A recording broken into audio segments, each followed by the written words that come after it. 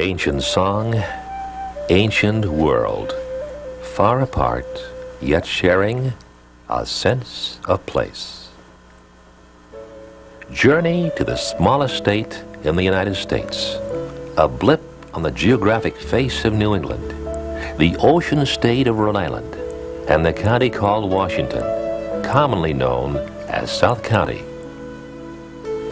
To its sandy beaches come the thousands each year to separate themselves from the frantic pace of work, time, and schedules, to immerse themselves in the wash of waves, to trade the anxiety of traffic for the tranquility of the ocean, the loudness of the arena for the calmness of a bed and breakfast, hotel, or country inn. There is a history to South County linking it and the land with the Narragansett Indians, a legacy whose monuments bear witness to the people who fished, hunted, and settled long before the white man. A legacy that also bears record to a visit by one of the most prominent founders of colonial America. For it was in South Kingston that Colonel George Washington stopped on his journey from Virginia to Boston on February 21st, 1756. 100 years later, in another war, another cause, men fought and died in North and South. A war which brought Varina, the daughter of Confederate President Jefferson Davis, to Rhode Island. The Tiffany window inside the sanctuary of St. Peter's by the Sea Church in Narragansett stands as her memorial. As it did in Victorian times, the magnetism of the sea still attracts. And the history of museums like South County provide a perspective of life as it was lived in the 1800s and before. For instance, there's a significance of Narragansett's Twin Towers, destroyed by fire September 12, 1900, along with hotels and the great Victorian casino with its elaborate gardens, view of the harbor, and outdoor dinners by the sea. The rebuilt towers of 1967 still watch over annual arts and crafts shows and the myriad of wares displayed by artisans skilled in glass, woods, oil, watercolor, clay, and other crafts. In addition to its miles of pristine coastline, South County offers many places to visit, see, and explore.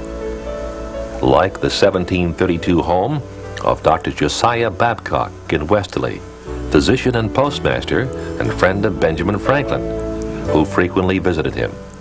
Orlando Smith, who purchased the house later, discovered one of the richest granite lodes in the country on the property. And there's the home of master portrait painter Gilbert Stuart, whose famous engraving of George Washington has been printed on U.S. $1 bills for over 100 years. Or Smith's Castle in North Kingstown, once run by Roger Williams and Richard Smith. This is America's oldest plantation, dating back to 1678, and it was originally a slaveholding estate consisting of an unbelievable 27 miles of property. In Charlestown, the Seafood Festival has been designated as one of the top 100 events in North America, and it offers entertainment for children, helicopter rides for adults, music for the entire family. There's also the Big Apple Circus, with real circus camels and elephants that perform in a European one-ring show. And of course, there's always America's perennial favorites. In Richmond, it's a Washington County Fair with 4-H baby beef, sheep, horses, and a variety of rides and games for the entire family. Richmond and Hopkinton are quiet, beautiful places of ponds and country homes, where polo exhibitions are sometimes held, where horsemanship is king. Appropriately enough, this falls is called Horseshoe Falls.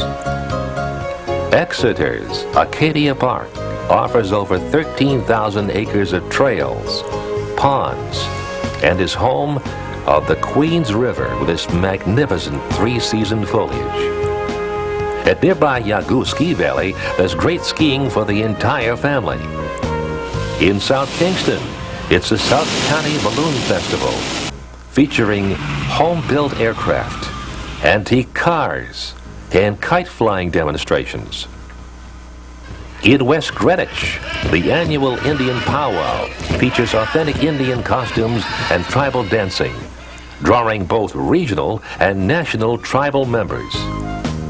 Usquepaugh is the site of one of the earliest grist mills in colonial America, the Kenyon Mills.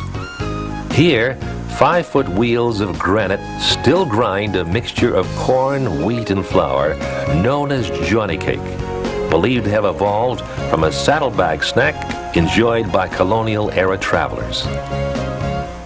From the port of Galilee, you can fish from the rocks, watch yachts, and powerboats. You can also count a myriad of brightly colored lobster pots. Or take the ferry to Block Island to spend a day, weekend or more on an island whose population swells to 20 times its size from May to August.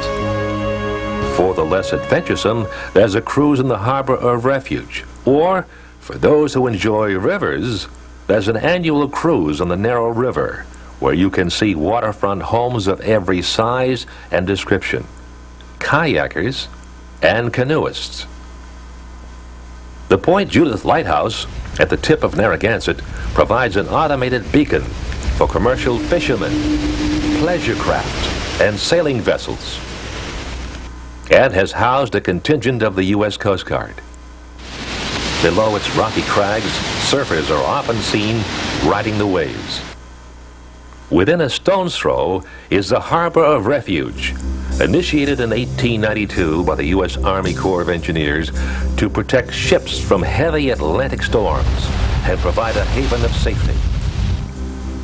If you like adventure, there are whale-watching expeditions from the Port of Galilee, and both commercial and private fishing excursions for tuna, bluefish, and cod.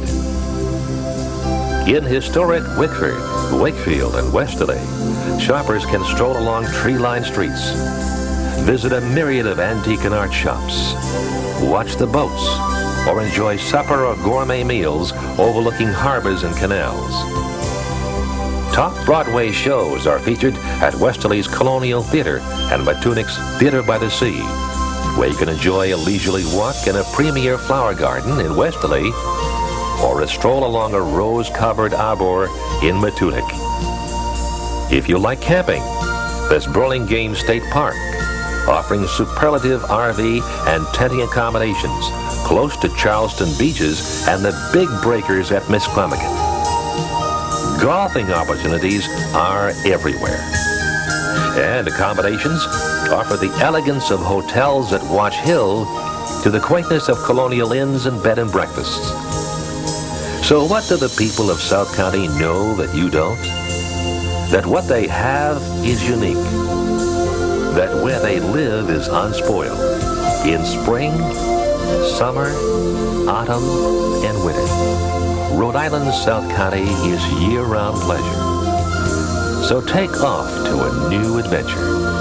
Write to the South County Tourism Council, 4808 Tower Hill Road, Wakefield, Rhode Island, 02879. Or call them direct at 1-800-548-4662 and discover your sense of place.